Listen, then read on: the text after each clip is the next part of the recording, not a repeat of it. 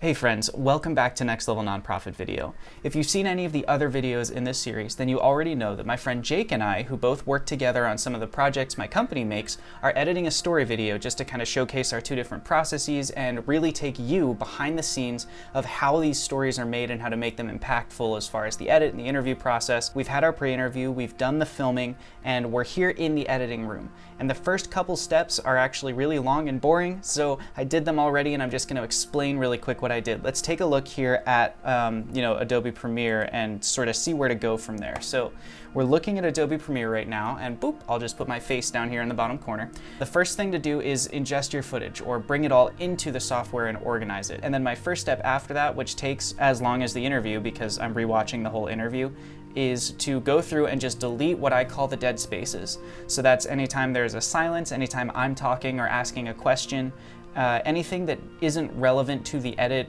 When we're on set, I find that I'm only really able to put half or maybe 3/4 of my attention into the actual part of what's being said, like the substance, because I'm also focusing on cameras and exposure and audio and was that bounce too loud and those kind of things.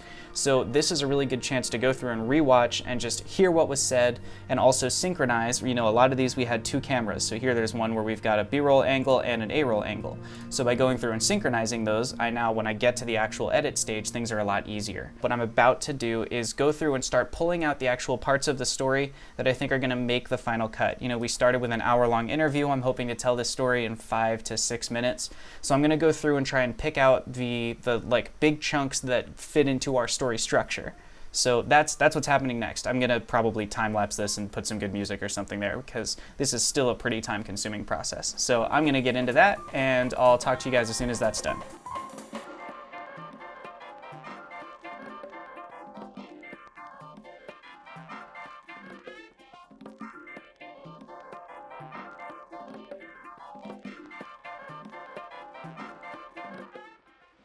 Okay, so at this point in the project, I've now basically condensed to what is the meat or the substance of what Ariel was saying in our story interview. So now is when the tough part actually starts, where I have to go down and just make this 17 minutes of content only take 5 minutes to say. And that is a little bit more challenging and is kind of a going through and rewatching process. You'll also notice I've color-coded a couple of these. The color codes are to tell me the phases of the story. In green here, I'm seeing this is where we're establishing the obstacles. And then the orange here is a transition piece where we move from that into just why she can't overcome them. And then at yellow, we're in the rising action of the story. This is where things are starting to change. So this part of the story here is kind of getting over that hump and getting into the new world. Pink is where I'm establishing we're in the new world and we're learning to adjust to it. And green is where we start to land the plane. And those are, the closing parts where it's, okay, this is what our character is doing to adjust to the new world and how we can apply it maybe to ourselves as the viewers. So that's what my color coding in here means. And I try and just denote those sections for myself so I know how much of each piece I have, because I don't need to spend a very long time establishing a character.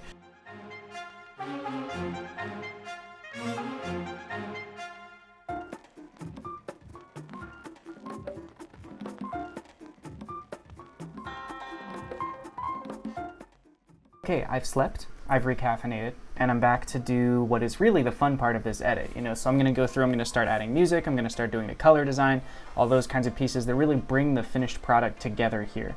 I've been really looking forward to this, and so I'm going to go ahead and get started on it.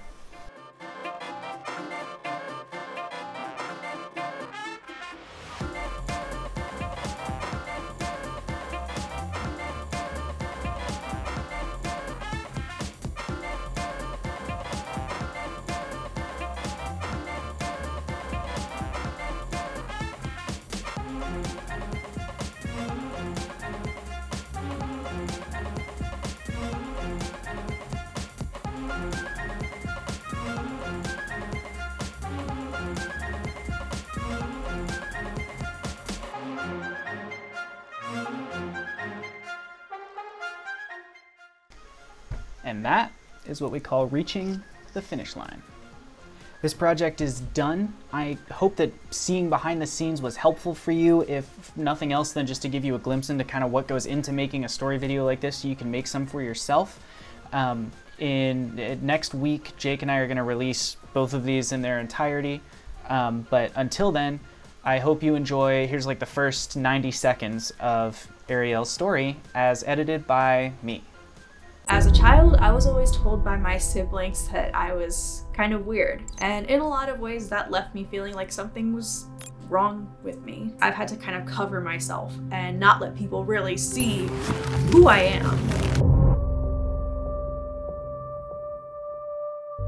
The feelings of brokenness did tend to linger through college. I tend to say I've never had big dreams for myself. I've never really set out that path. And then seeing all of my friends have these majors that they've dreamed about and talking about their dream jobs, that definitely made me feel like a black sheep. With graduating from school, I didn't quite know what was going to happen yet, but what I knew was that I needed a job. I had a couple of interviews, but they didn't go as expected. I definitely put a lot of myself into the things that I do, and when I don't see them go well, it hurts me. Like, I feel like another part of me is breaking. I start to ask God, like, why did I fail? I feel like the answer that I got from God in that moment is to just trust. I mentioned it to the worship team one night. There was a new worship pastor at my church. He comes to me, he's like, hey, I think we have something for you. It was definitely a shift for me to say yes to that. With that experience working in ministry, you're not just doing one job. That's something that I came to learn. I started working with their social media, helping get that back off the ground. After a little while, there was a communications director brought in, and she started giving me some projects. I started to find this new passion, something that I didn't expect. If Ariel years ago was given these new projects and was just like, oh, here, can you try this? There would have been a lot of resistance, a lot of fear around that. But eventually I came to a point of just like knowing that things are gonna work out in some way. Like, my identity isn't tied into the work I do, it's its own thing. So I did really want to pursue communication, so I wanted to go get my master's.